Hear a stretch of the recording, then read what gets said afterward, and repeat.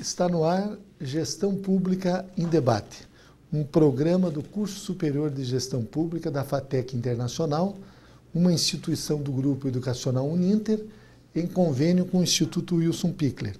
Este programa ele complementa a formação dos nossos alunos de gestão pública nas modalidades presencial e à distância. E ele também é transmitido pela CWB TV, TV Comunitária de Curitiba, canal 5 da NET e 72 da TVA. Hoje nós vamos debater a respeito do judiciário, inovações e a gestão do próprio Poder Judiciário, Conselho Nacional de Justiça. E para isso nós convidamos o professor desembargador Joatan Marcos de Carvalho, ele que estudou em Blumenau, Santa Catarina. É natural de Blumenau, doutor Joatan? Não, sou natural de Bento Gonçalves. De Bento Gonçalves. A minha família que era toda de Santa Catarina. De Santa Catarina. Eu mesmo nasci lá em Erval do Oeste. Então, mas o professor Joatan, o desembargador Joatan, aqui do estado do Paraná, ele evidentemente é formado em Direito pela Universidade Federal do Paraná, ele tem pós-graduação em Direito do Estado pela Universidade de Santa Catarina. Ele também fez uma pós-graduação em Portugal, em Coimbra, Direito da Comunicação, e um curso de Direito Europeu também em Coimbra.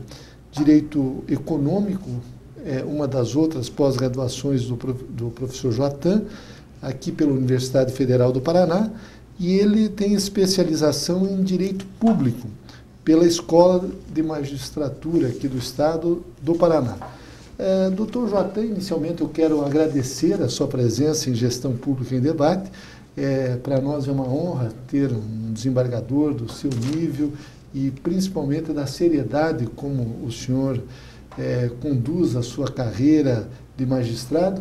E o senhor também é diretor da Revista Judiciária do Paraná, que é uma revista que trata de temas relacionados ao direito, uma revista que é publicada pela Associação dos Magistrados aqui do Paraná, e desta revista de Direito do Consumo, uma revista luso-brasileira, e que eu gostaria depois também que o senhor abordasse a importância dessa revista. Temos 2 números, e o senhor foi um dos primeiros organizadores do novo Código de Trânsito Brasileiro. Isso em 98, o Código de Trânsito Brasileiro foi um dos códigos mais inovadores que nós tivemos nesta área.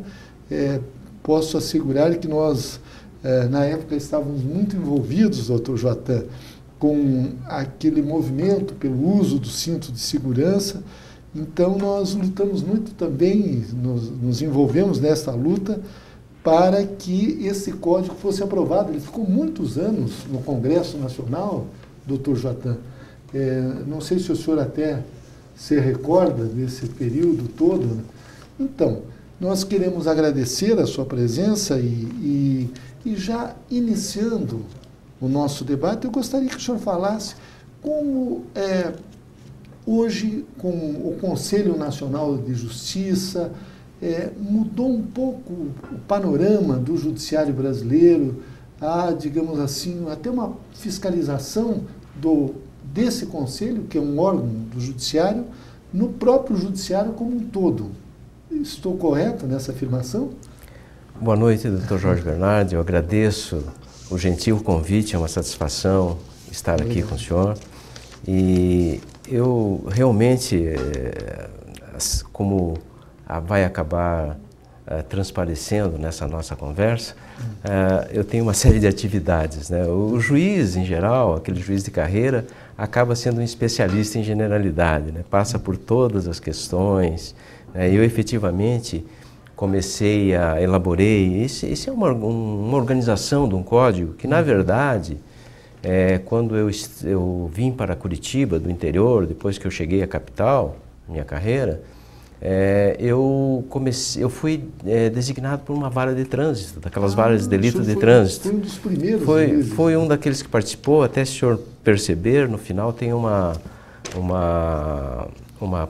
algumas palavras do eminente colega e amigo, saudoso doutor Otávio Valeixo, ao final. Na capa mesmo. Na capa aqui, o doutor Otávio Valeixo. Então, nós tivemos essa participação porque, mesmo antes da publicação do código, da vigência da lei, nós já começamos a trabalhar e organizar o código e fazer as transições da legislação antiga para a nova legislação, e acabamos organizando isso praticamente, e no fim acabamos desse trabalho que começamos a fazer, surgiu esse código, né? Excelente. Mas e aí também, em razão dessa vinculação que a gente teve, já avançando para a questão das revistas, que o senhor mostrou, professor, nós, nesse curso que nós fizemos em Coimbra, acabamos conhecendo muitos professores e nós tivemos a oportunidade de conhecer o professor Mário Frota, que é um pioneiro na área de direito do consumo em Portugal e na Europa, e que mantém lá, ele é presidente da Associação Portuguesa de Direito do Consumo, e há mais de 16 anos ele publica lá uma revista, além das outras atividades que ele tem na Associação de Direito do Consumo, ele publica a revista Portuguesa de Direito do Consumo, há mais de 16 anos. Sim. E como ele é uma pessoa muito conhecida e que visita muito o Brasil, dá palestras no Brasil inteiro, tanto através dos congressos, Ministério Público e magistratura, desde o norte do país até o sul do país, Rio Grande do Sul, Santa Catarina, Paraná, São Paulo, Rio de Janeiro, como o senhor até pode ver, eu até vou fazer, lhe deixar essas revistas, para que o senhor possa depois poder analisar com mais detidamente. Mas o professor Mário é um grande especialista, um amigo grande do Brasil, e ele conseguiu encontrar, através do nosso trabalho e de outros amigos, um campo fértil aí no interesse da Boni Juris, que é uma editora tradicional aqui do Paraná, né, que é conduzida pelo Dr. Luiz Fernando Queiroz e pelo Dr. Juraci, né, também, que é da JM. O Juraci foi Juraci nosso Moreira, aluno aqui na FATEC Internacional. Então, uma pessoa simpaticíssima, né, e também voltada para essas iniciativas.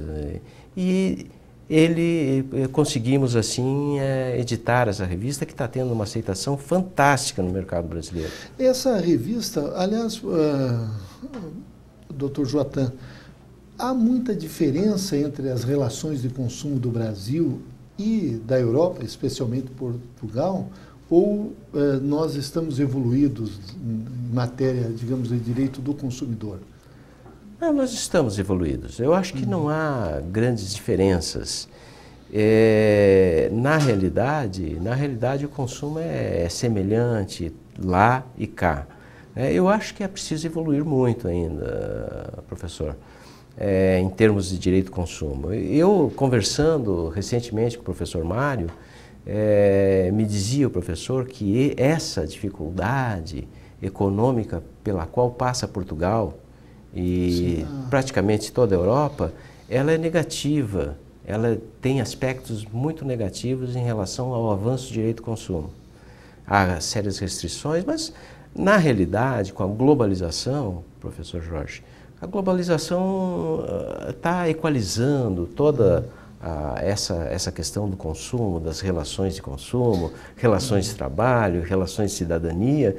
E não há diferenças, e há alguns avanços maiores lá, às vezes até alguns avanços maiores aqui, mas é semelhante. Mesmo porque hoje boa parte dos produtos são fabricados globalmente, né, para o planeta todo, porque muitas empresas que fornecem o mercado brasileiro fornecem a Europa e outros países do mundo também, né? Sem dúvida nenhuma, professor. Veja que agora, no lançamento mundial do iPad, né, houve uma diferença quase mínima, uma diferença quase insignificante em relação ao momento que foi lançado nos Estados Unidos, né, foi o local onde foi primeiramente lançado, e no Brasil. E é interessante que, a respeito dessa questão, uma pesquisa foi feita até em razão desse momento, que foi praticamente no mesmo momento, pode ser feita uma avaliação que o iPad, um dos lugares, se não o mais caro do mundo, é no Brasil. Quer dizer, é uma questão para ser estudada pelo direito de consumo, né, professor? Exatamente. O senhor falou anteriormente do desembargador Otávio César Valeixo, sim, sim. E que, para todos nós, ele foi um verdadeiro ícone desta luta, digamos assim, pela segurança no trânsito, né? Inclusive, ele foi um dos primeiros magistrados a colocar no banco dos réus pessoas que cometem crime no trânsito com a tese do dolo eventual. Eu até gostaria que o senhor abordasse um pouco esse aspecto, embora não seja, digamos, a sua área. O senhor trabalhou na vara especializada de trânsito no início da sua carreira e o senhor percorreu, já está quase mais de 30 anos na magistratura, né? Quase 30 anos. Quase 30 anos. É verdade, professor Jorge. Eu, como dizia no início, nós acabamos nos tornando especialistas em generalidades, né?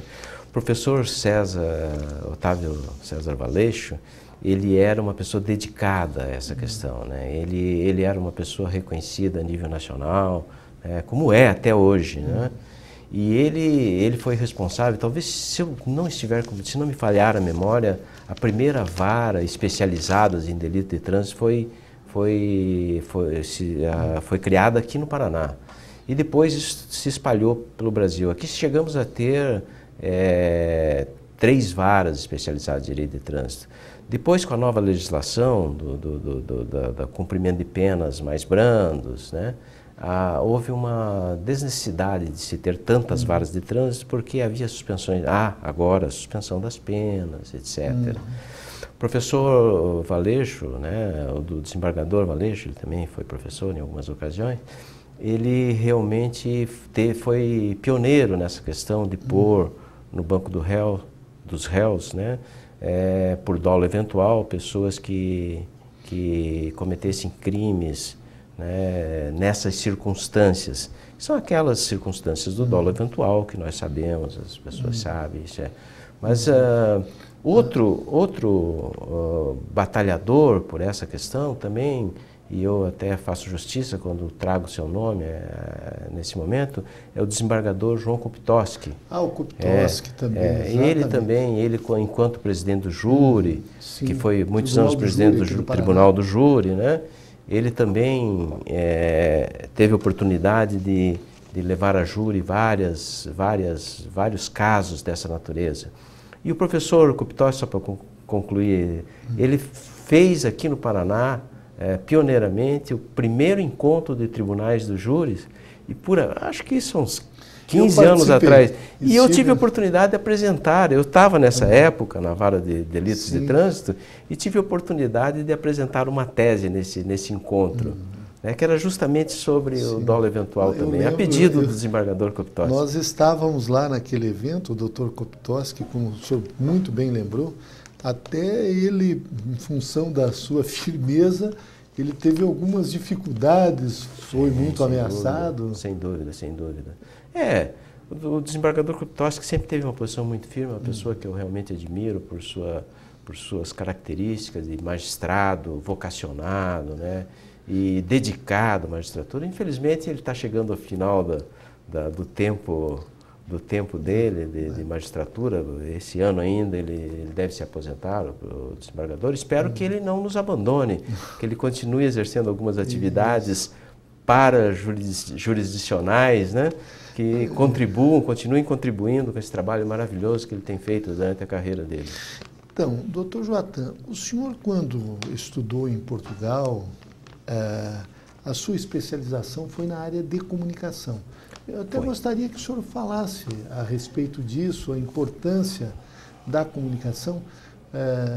E para nós é uma satisfação muito grande ter um desembargador no Gestão Pública em Debate, porque não é muito comum os juízes, digamos, se manifestarem, apesar de que aqui o senhor vem como um professor, um editor de revistas, né, e também um desembargador.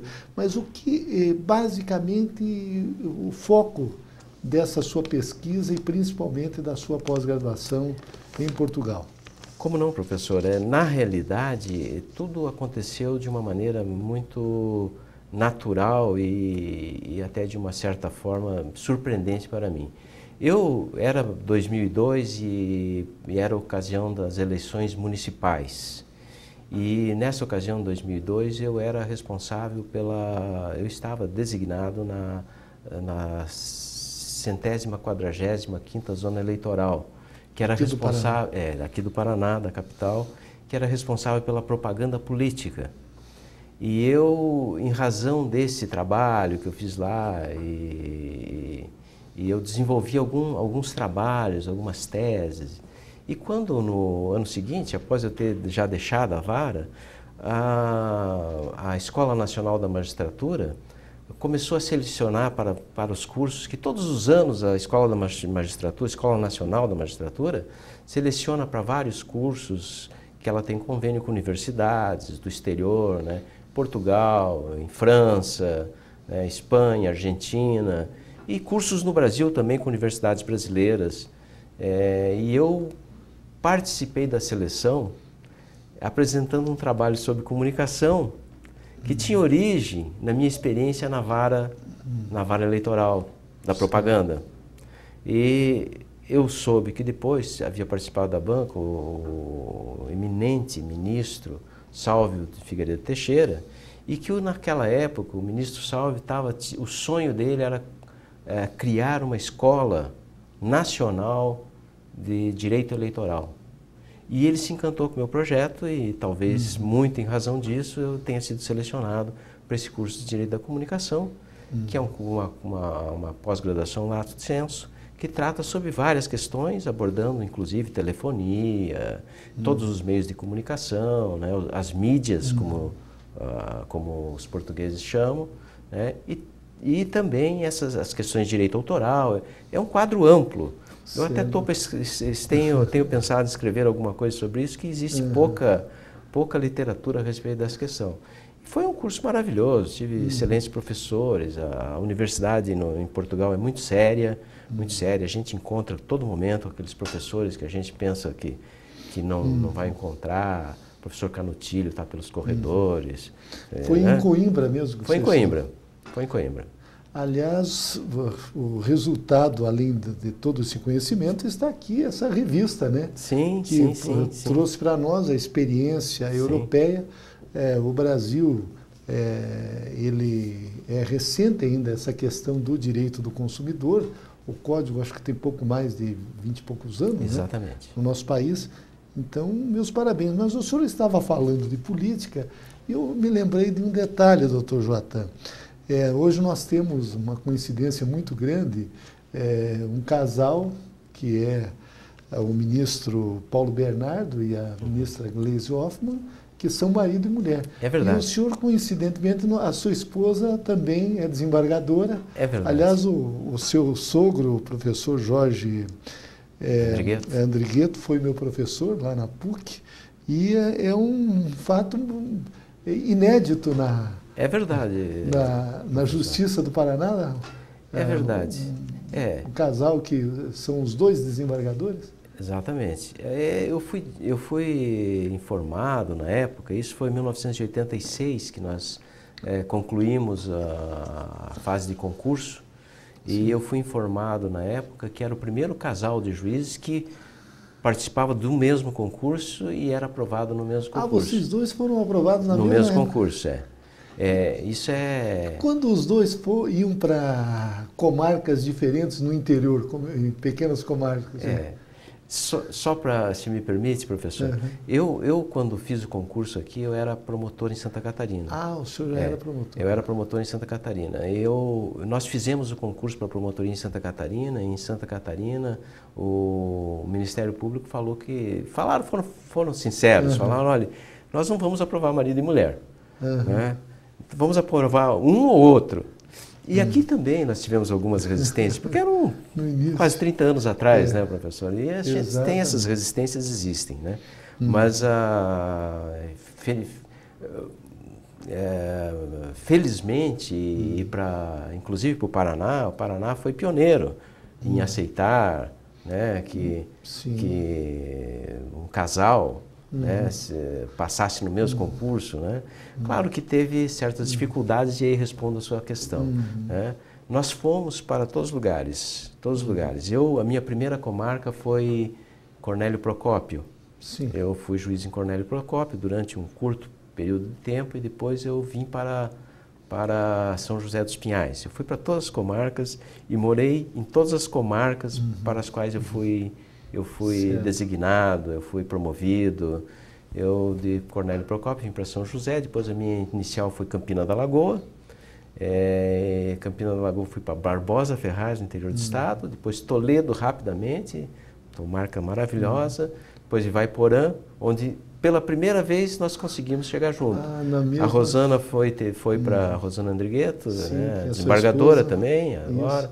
A Rosana Andrigueto foi designada para Santo Antônio da Platina, mas designada para atender Rio Branco do Sul, que estava numa situação dificílima. Ela foi muito difícil, depois Araucária, e enfim, ela foi para a inicial em São João do Ivaí, e depois intermediária nos juntamos em Toledo. Aí continuou depois o ping-pong de novo, e sempre nós nos mudando e visitando uns aos outros. Então, isso é um aspecto inédito, até fiz questão, de repente, de fazer essa pergunta. Mas, doutor Joatan, eu gostaria que o senhor abordasse, de uns anos para cá, com o Conselho Nacional de Justiça, me parece que o próprio judiciário fiscaliza o judiciário. Quais os aspectos positivos que o senhor vê, digamos, nesse controle, podemos assim dizer, do judiciário pelo Conselho Nacional de Justiça, que é um órgão do Poder Judiciário, né? Efetivamente, com a emenda 45, né, a emenda constitucional 45, criou-se era já um projeto antigo e que vinha tramitando pelo Congresso e com lobbies em todo sentido, lobbies contra. A Associação Brasileira dos Magistrados era contra, eu mesmo era contra a criação. Mas, enfim, o Conselho Nacional de Justiça foi criado, né? É um órgão quase que do judiciário, tem uma participação da Ordem dos Advogados, né? Tem uma participação do Ministério Público, né? Mas quase que inteiramente do judiciário, né? E eu tenho que, com honestidade, fazer cor agora, professor Jorge, de que trouxe aspectos positivos e aspectos negativos. Falando da legalidade do Conselho, assim, com uma primeira abordagem, ele é legal, ele está criado, é constitucional e também o nosso Supremo Tribunal Federal já decidiu que ele é legal e que ele efetivamente deve exercer. Aliás, foi questionado isso, né? Foi questionado e o Supremo subscreveu o entendimento de que ele é legal, um órgão legal, está aí e tem funcionado. Como é um órgão novo, né, ele tem cometido alguns equívocos, mas temos que admitir que também tem contribuído positivamente em muitos aspectos para o aperfeiçoamento da jurisdição e do oferecimento da prestação jurisdicional ao povo e ao jurisdicionado. Correto. Eu não sei se... Não, exatamente essa era a abordagem que nós queríamos dar, doutor Joatan, e dizer que para nós foi uma honra muito grande tê-lo em Gestão Pública e Debate, e não tenho dúvidas de que o senhor contribuiu na formação dos nossos alunos. Aliás, eu gostaria até de abordar, eu vi no seu currículo que o senhor foi estagiário do professor Luiz Fernando Coelho, que também foi nosso professor, e toda uma geração de hoje que nós observamos aqui no Paraná, de magistrados, de advogados, que passaram pelas mãos desses grandes pioneiros aí do Poder Judiciário, e principalmente da advocacia e da área acadêmica de ensino. Então, nós queremos agradecer muito aí a sua presença em Gestão Pública em Debate e dizer que realmente o senhor contribuiu na formação dos nossos alunos. Muito obrigado. Muito obrigado, professor Jorge. É uma satisfação inteira minha e deixo aqui minhas cordiais saudações a todos os alunos da Uni-Inter. Muito obrigado.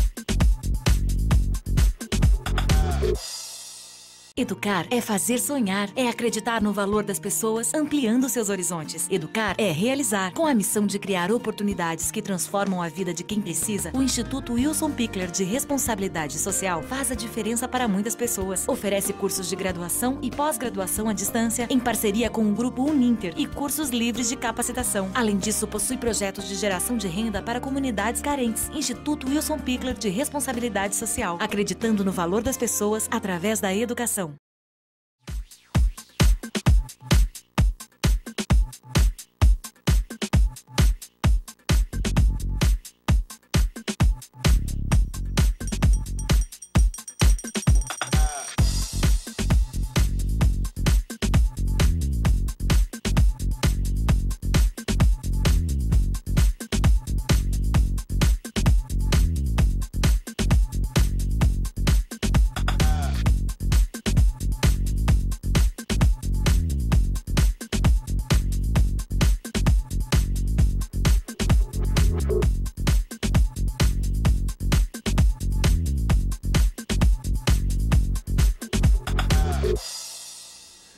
Retornamos com Gestão Pública em Debate, um programa do Curso Superior Tecnológico de Gestão Pública da FATEC Internacional, uma instituição do Grupo Educacional Uninter em convênio com o Instituto Wilson Pickler.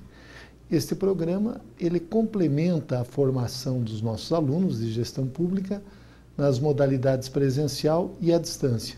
E ele também é transmitido pela CWB-TV, TV Comunitária de Curitiba, canal 5 da NET, 72 da TVA. Ele pode ser acessado por todas as pessoas que possuem parabólica digital, através dos canais da rede EdSat, os canais CBED, os canais da educação.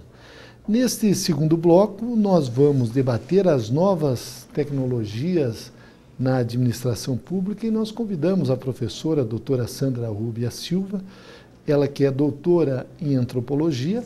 A professora Sandra também é bacharel em comunicação social, sua especialidade é publicidade e propaganda. Ela tem MBA em marketing pela Fundação Getúlio Vargas e mestrado em comunicação e informação pela Universidade Federal do Rio Grande do Sul. A sua tese de doutorado da professora Sandra foi Estar no Tempo, Estar no Mundo, a vida social dos telefones celulares em um grupo popular. A professora Sandra, ela é professora da graduação, da pós-graduação, inclusive das faculdades Tuiuti, aqui do Grupo Educacional Uninter. E para nós é um prazer muito grande, professora Sandra, tê-la no nosso programa Gestão Pública em Debate.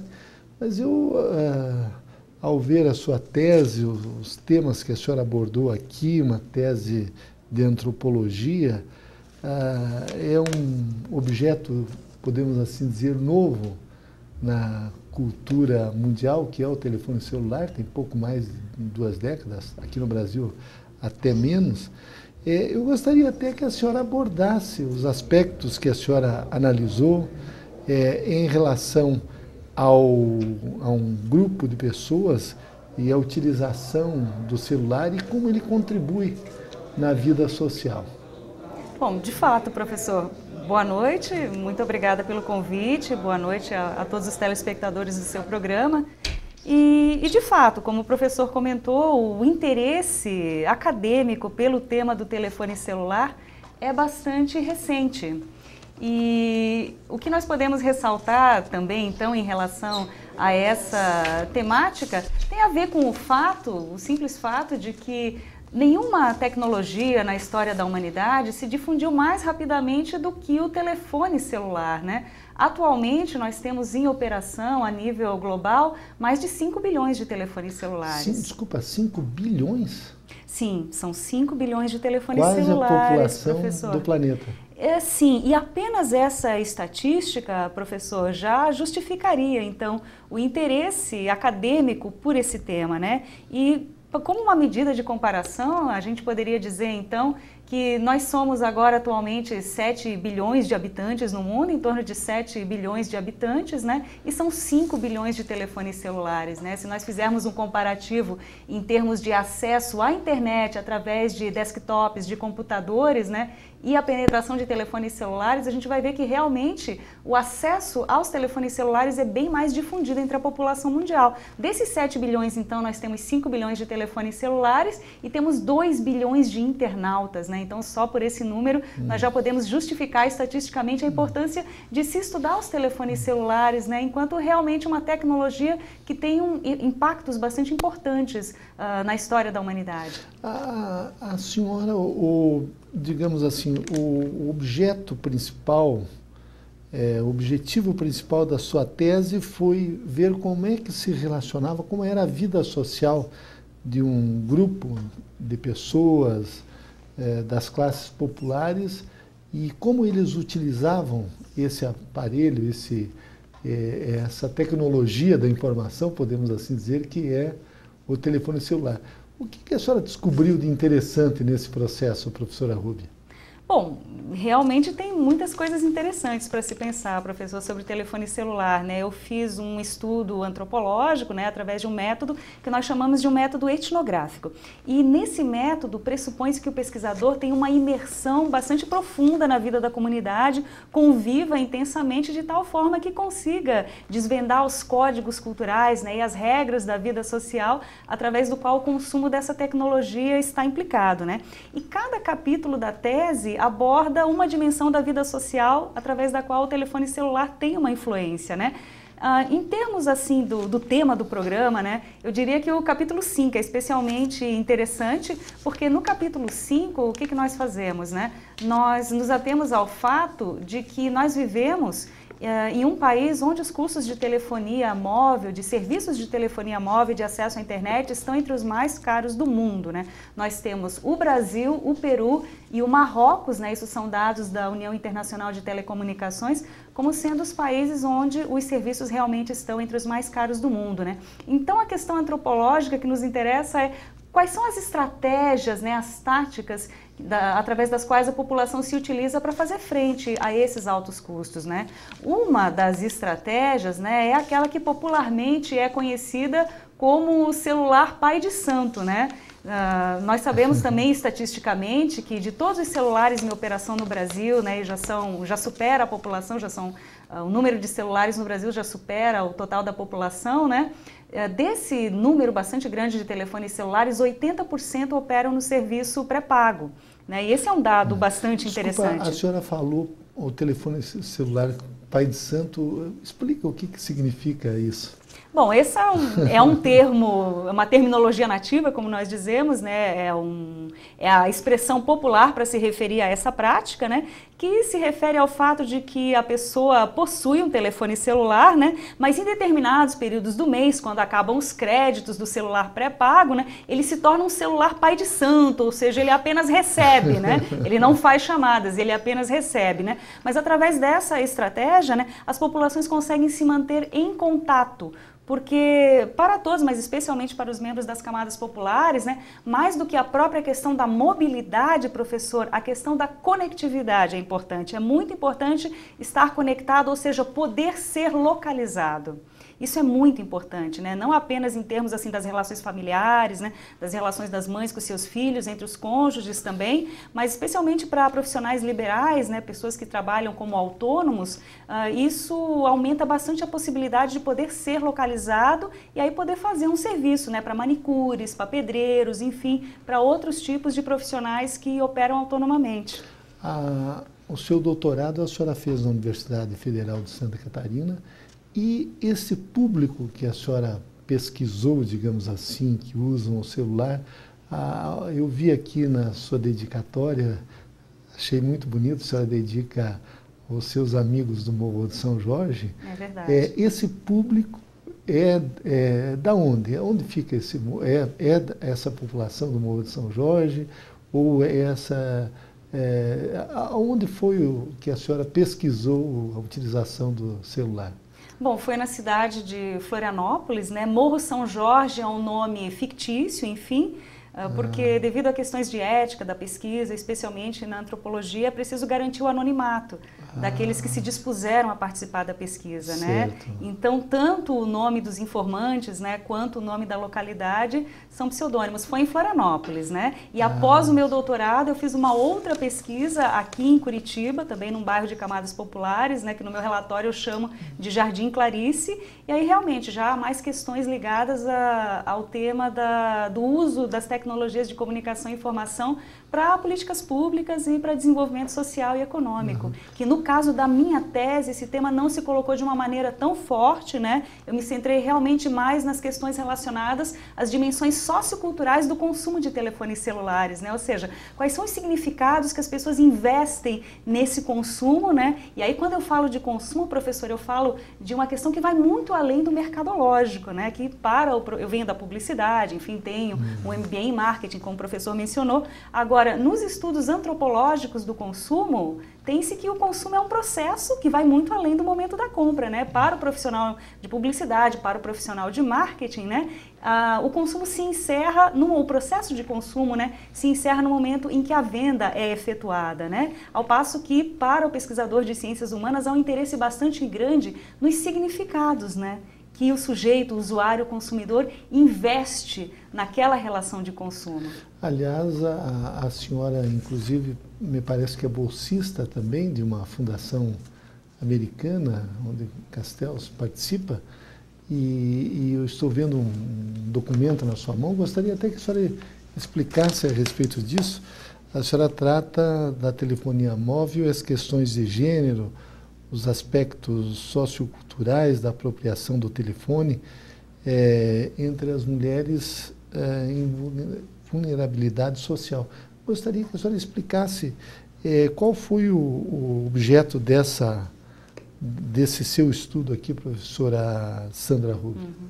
Sim, professor. E após a conclusão do meu doutorado, então, eu soube desse edital, né, e através desse projeto, né, que foi financiado por um Instituto Canadense de Desenvolvimento para a Pesquisa, né? Eu escrevi um projeto, havia acabado de me mudar aqui para a cidade de Curitiba e tive a felicidade de ver esse projeto contemplado de um total de 48 projetos que participaram de 12 países da América Latina, né? O financiamento era específico para pesquisas na América Latina que contemplassem a questão das tecnologias de comunicação e informação para o desenvolvimento, né? Então, desses 48 projetos, foram contemplados 3 projetos, né? Um dos quais o meu projeto. E especificamente em termos assim dos temas que foram tratados, eu procurei tratar da questão das representações que essas mulheres têm a respeito da internet e dos telefones celulares, ou seja, pensar como essas tecnologias, isso sempre a partir do ponto de vista dessas mulheres, né? E que mulheres são essas, né? O nosso filtro de pesquisa foi especificamente trabalhar com as mulheres em situação de vulnerabilidade social, ou seja, nós trabalhamos com 40 mães aqui de Curitiba, né, por questões éticas, enfim, nós não vamos nomear o bairro onde a pesquisa foi feita, né, no relatório eu chamo de Jardim Clarice, então trabalhamos com 40 mulheres inscritas no programa Bolsa Família, então mulheres em situação de vulnerabilidade social e pensando então que impactos essas tecnologias tiveram na vida dessas mulheres, né. E nós pudemos, então, constatar 4 dimensões principais, né, de influências e de mudanças, né? A primeira delas é no relacionamento dessas mulheres com seus filhos e no bem-estar da família como um todo, né?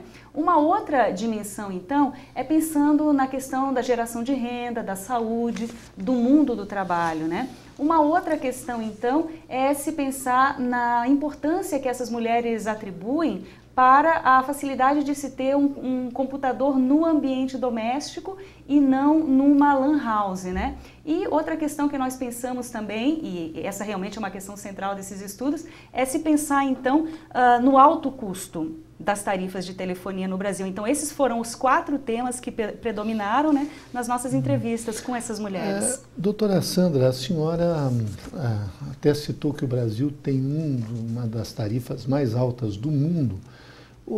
Embora não seja objeto da sua pesquisa, a senhora analisa os aspectos antropológicos, sociais, o que a senhora atribui esse custo elevado do telefone celular no Brasil? São os tributos, como dizem as empresas, ou porque no início era um objeto de luxo? O que a senhora coloca lá como fator que torna o celular aqui tão caro e permite que nós tenhamos aqui o celular pai de santo, como a senhora falou? É verdade, professor. E não só o celular pai de santo é uma estratégia, né, da qual as pessoas se valem para fazer frente, como uma outra estratégia também, já vou falar um pouquinho do aspecto macroeconômico, né, para contemplar a pergunta do professor, mas além do celular pai de santo, um outro aspecto é que eu chamo de telefone híbrido, ou seja, é um híbrido, que é um híbrido muito típico brasileiro, uma prática cultural brasileira, que é se combinar o uso do celular com o uso do telefone público, que eu chamo híbrido de celular orelhão.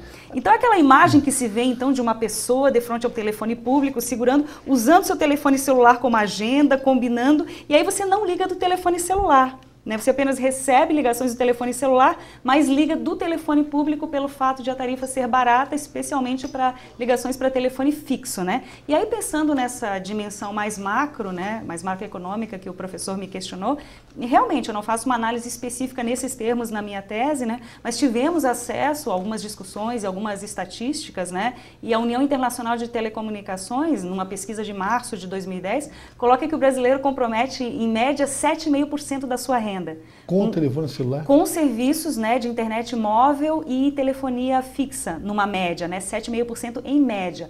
Ao passo que, claro, idealmente nós temos os países lá da Noruega, o Japão, enfim, onde é menos de 1%, entre 0,2% e 0,5%. Mas nós temos aqui os nossos vizinhos argentinos, né, que comprometem 2% em comparação, né? Claro. Mas, desculpa, eles usam menos o celular do que os brasileiros, ou porque aqui o custo é muito elevado? Aqui o custo é muito elevado. Para os nossos vizinhos argentinos, por exemplo, já o celular é bem mais barato. Se o brasileiro compromete, em média, 7,5% da sua renda com os serviços de internet e de telefonia, o argentino compromete 2%. E, claro, realmente o fator tributário, ele é bastante forte. Ao menos essa é a alegação das empresas, né? Mas, assim, há que se considerar questões ligadas à questão de cartel, a questão de combinações entre as empresas, né? Então é uma questão mais complexa, assim, em termos macroeconômicos, né? E até houve recentemente, enfim, foi notícia na imprensa até há apenas alguns dias, é uma notícia recente, né? Que representantes de determinada operadora, enfim, foram flagrados jantando com representantes da Anatel. Né? Então, claro, há que se considerar essas questões políticas também relacionadas, né? E, evidente, a carga tributária no Brasil é uma das mais altas do mundo, né? Mas, por exemplo, um sociólogo que escreve muito sobre essa questão de telefonia celular, que é Manuel Castells, né?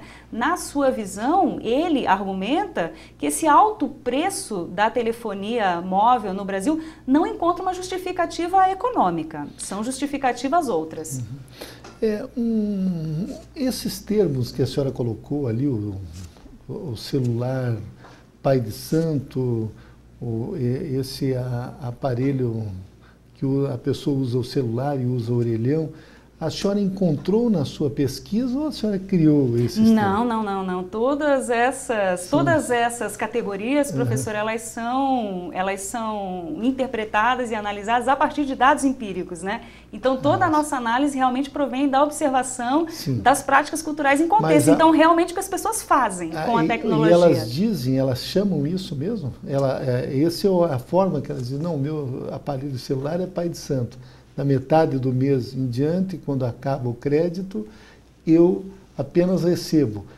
Ou a senhora que criou esse sistema? Não, de forma alguma. Sim. Essa é o que nós chamamos assim, de uma terminologia nativa, né? Que é como os próprios sujeitos de pesquisa se referem e interpretam as suas próprias práticas, né? Então, são os próprios sujeitos que chamam de celular pai de santo e são eles próprios, enfim, que também explicam como funciona, né? Agora, uma outra característica bastante interessante para se pensar em termos dessas práticas também é o uso de uma das funcionalidades do telefone celular, né? Que para as camadas populares é bastante importante e talvez para camadas mais médias, enfim, de classe média ou até de elite, não é tão importante, que é o uso do Bluetooth, professor. O Bluetooth. O Bluetooth é bastante importante. E por quê? Porque nas camadas populares, e especificamente entre as pessoas que eu entrevistei, o acesso à internet ele é bastante baixo. São poucas pessoas que têm a facilidade de ter um computador em casa conectado à internet.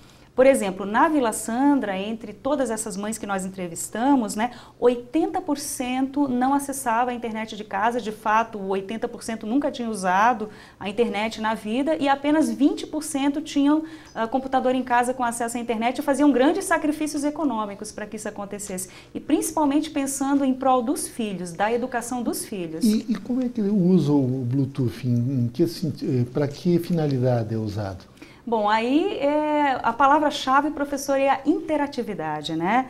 Porque nós, que somos, enfim, de camadas médias, nós naturalizamos, né, todas essas nossas possibilidades de interatividade através da internet, né? Que temos o computador em casa, temos a facilidade da internet, mandamos arquivos, recebemos e-mails, mensagens todos os dias, né? Porém, para quem não tem essa facilidade ou tem que ir numa LAN house, né, o Bluetooth funciona como uma outra possibilidade de interatividade, né? E essa é uma interpretação também que nós construímos a partir da observação das práticas e entrevistas com os sujeitos de pesquisa, né? Então havia toda uma economia de transferências de arquivos, especialmente de música entre os jovens, né? E também de entretenimento no formato de vídeos, de fotos, enfim, né? De famílias, enfim, arquivos vários, né? E aí com isso se pode exercer também a interatividade, né? Porque é possível enviar esses arquivos via Bluetooth sem custo algum. Eu não sei se foi objeto da sua pesquisa, creio que não, evidentemente, mas recentemente a própria ONU, ela alertou sobre o uso do celular que pode causar câncer. As pessoas manifestavam alguma preocupação em relação a isso ou não chegou a ser, digamos assim, analisado e estudado pela senhora? Não, esse aspecto da saúde, como ele não apareceu tão diretamente nas minhas pesquisas, realmente eu não enfoquei. Houve um ou outro comentário, né?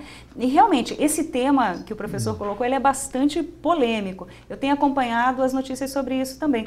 E houve, enfim, notícias mais recentes que já contestavam essas pesquisas feitas, enfim. É um tema ainda bastante polêmico, né? Acho que essas pesquisas, elas são de 2008, de 2009, se não me engano, provocaram polêmica durante bastante tempo, mas recentemente houve notícias de novas pesquisas onde esse risco já é minimizado, né? Mas de fato, em alguma extensão é uma incógnita ainda, né? Porque só daqui a alguns anos a gente vai poder saber, né? Houve a mesma polêmica com micro-ondas também, né? Sim. Há algum tempo atrás.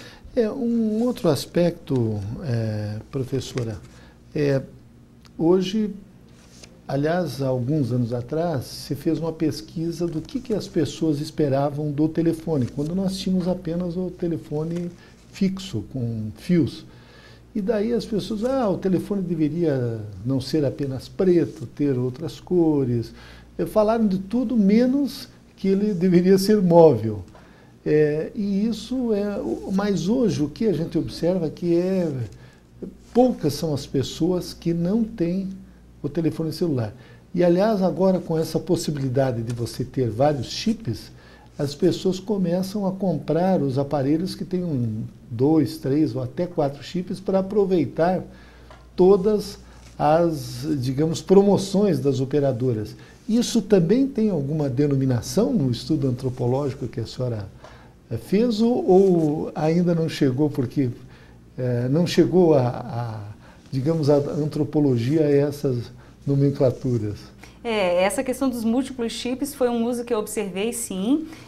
Na época em que eu fiz a pesquisa, professor, 2008, 2009, esses celulares chineses, principalmente com possibilidade de 2 ou 3 chips, né, ainda estavam começando a chegar no mercado brasileiro. Mas isso já não excluiu uma prática que eu já observava, que era assim, as pessoas tinham múltiplos chips para aproveitar as promoções das operadoras, só que geralmente usavam um aparelho ou 2 e trocavam os chips, né? Mas com isso se perdia ligações, enfim, né? Mas isso mostra, enfim, que o direito à comunicação no Brasil, ele não pode ser plenamente exercido em função desses altos custos, né? E mesmo que na teoria ou em tese essas promoções pareçam facilitar a vida das pessoas, na prática elas são restritivas, né? Porque na medida em que só se pode fazer ligações a custo baixo ou de graça para a mesma operadora, isso restringe a liberdade de comunicação da pessoa, né? Eu me lembro de um líder comunitário lá no Morro São Jorge, né? E aí realmente a gente tem um uso social, um uso importante. Ele usava o telefone celular dele, que era um celular simples, né,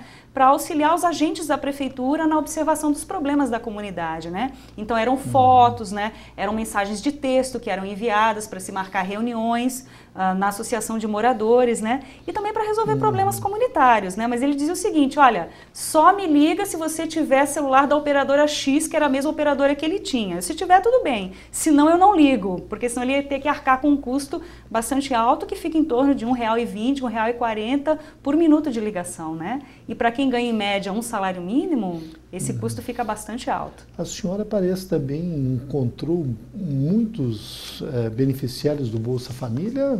Aliás, a sua pesquisa foi em cima dos beneficiários da Bolsa Família que usam o celular? Aqui em Curitiba, sim. Aqui em Curitiba, sim. Porque seriam 2 momentos diferentes de pesquisa, né, professor? Teve um momento da tese, que foi nesse bairro de Camadas Populares lá em Florianópolis, e essa segunda pesquisa que eu concorri num edital e fui contemplada, e aí sim, trabalhei especificamente com as mães. Porque aí a pesquisa tinha um viés de gênero para trabalhar com as mulheres, né? Qual era a visão das mulheres, a visão feminina a respeito da influência da internet e dos telefones celulares na sua vida.